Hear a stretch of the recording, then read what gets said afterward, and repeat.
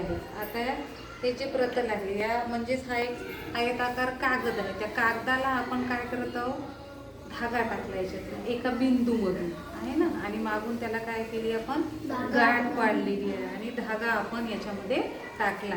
आता पहा, इथून ज्या छिद्रातून, छिद्र म्हणजे काय झालं, बिंदू झाला, या बिंदूमधून आपण जर धागा असा ताणला, काय तयार होते, रेषा. इथे ठेवली तर इथं ठेवली तरी इथं ठेवली तरी या बाजूने या बाजूने पण या बाजूने. जर आपण इथून प्रत्येक ठिकाणी टोकापर्यंत जेव्हा आपण हे धागा नेत आहे, तेव्हा काय होत आहे, रेषा तयार होत आहे. ह्या सर्व रेषा कुठून जात आहे, बिंदूतून, एकाच बिंदूतून जात आहे. म्हणून या सर्व रेषांना काय म्हणायचं आहे, एक संपात रेषा. आणि ज्या बिंदूतून सर्व रेषा जात आहे, छेदत आहे, तो काय झाला, एक संपात बिंदू.